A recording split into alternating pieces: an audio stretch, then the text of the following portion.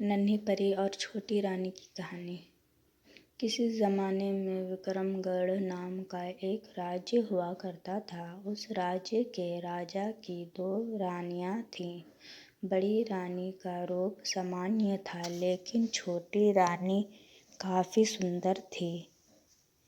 इस वजह से राजा छोटी रानी को अधिक प्रेम करता था और वह छोटी रानी की हर बात भी माना करता था। एक दिन छोटी रानी ने राजा से बड़ी रानी की शिकायत कर दी।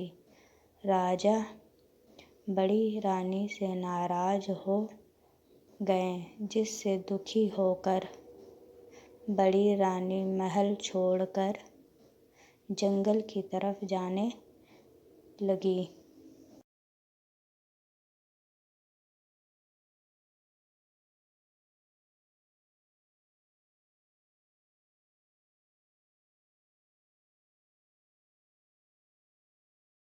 रास्ते में एक नदी पड़ी, जिसके किनारे पर एक अनार का पेड़ था। बड़ी रानी उसी पेड़ के नीचे बैठ गई और रोने लगी। उसकी रोने की आवाज़ सुनकर वहाँ पर एक नन्ही परी आई।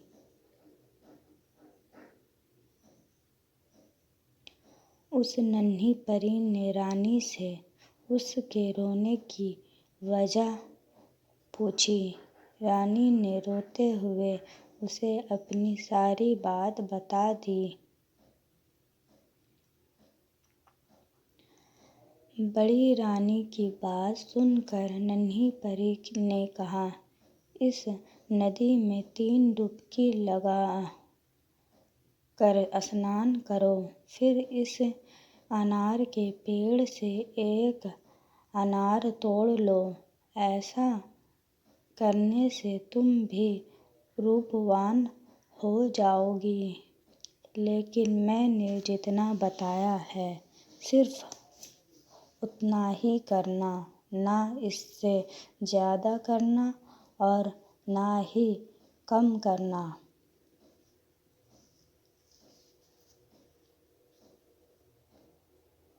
ऐसा कह कर नन्ही परी वहाँ से गायब से हो गई। इसके बाद बड़ी रानी ने परी की बात मानते हुए वैसा ही किया। रानी ने जैसे ही नदी में पहली डुबकी लगाई तो उसके शरीर का रंग साफ हो गया।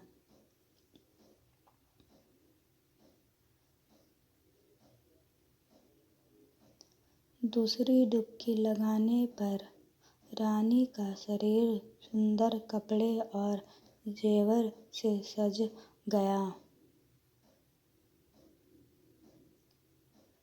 तीसरी डुबकी लगाते ही रानी के बाल लंबे, घने और सुंदर हो गए।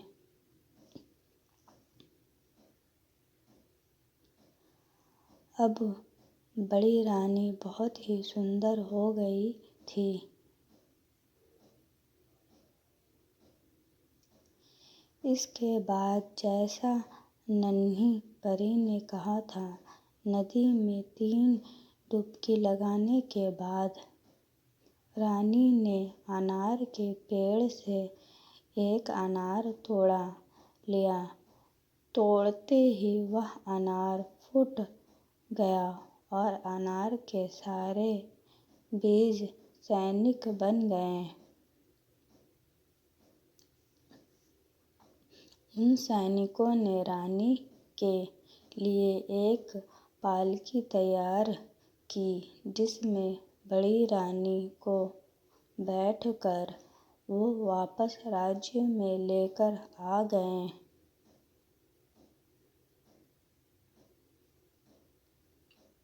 राजमहल पहुंचकर जब बड़ी रानी राजा से मिली तो उसने नन्ही परी वाली सारी घटना राजा को बता दी।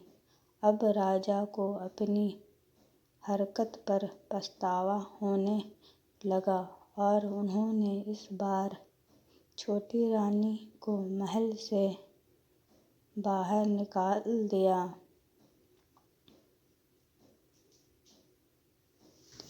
जब बड़ी रानी राजा को नन्ही परी की घटना बता रही थी तो छोटी रानी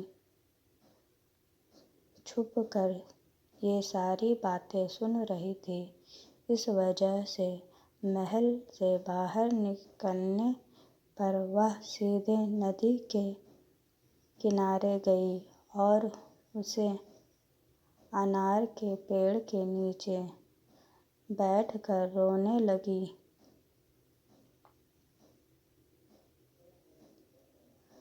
छोटी रानी के रोने की आवाज़ सुनकर नन्ही परी वहाँ प्रकट हो गई और उसने रानी से उसके रोने की वजह पूछी।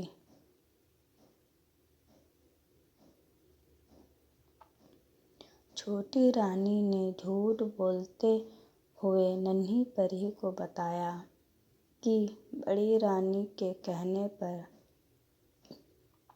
राजा ने उसे महल से बाहर निकाल दिया।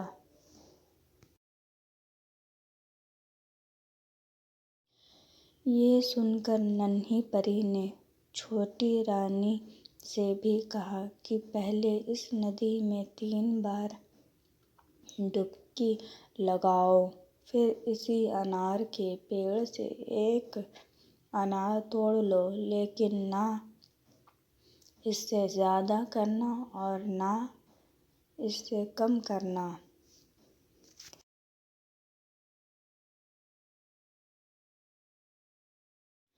ऐसा कह कर नन्ही परी वहाँ से फिर गायब हो गई।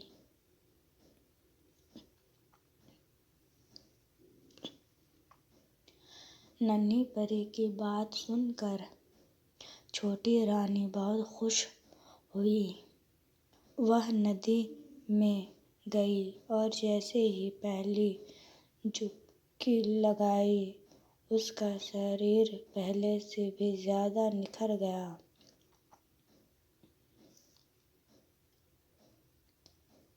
दूसरी डुबकी लगाते ही उसका शरीर भी सुंदर कपड़े और जेवर से सज गया।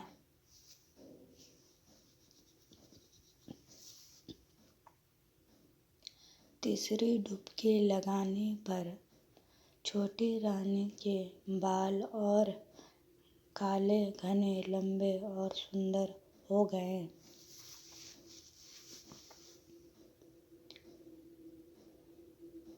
अब छोटी रानी पहले से भी ज़्यादा सुंदर दिखने लगी थी, लेकिन छोटी रानी ने सोचा कि अगर वह 3 डुबकी लगाने से इतनी सुंदर हो सकती है तो और डुबकियाँ लगाने पर वह और अधिक सुंदर हो जाएगी।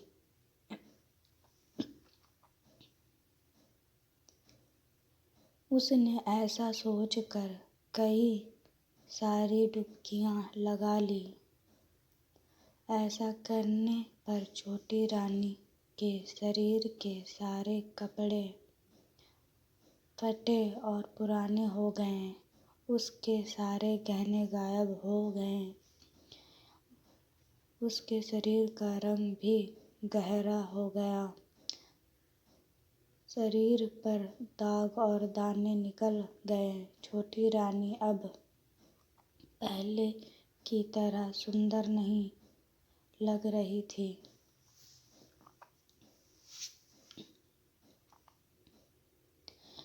रोते हुए वह नदी से बाहर आई और अनार के पेड़ से एक अनार तोड़ा।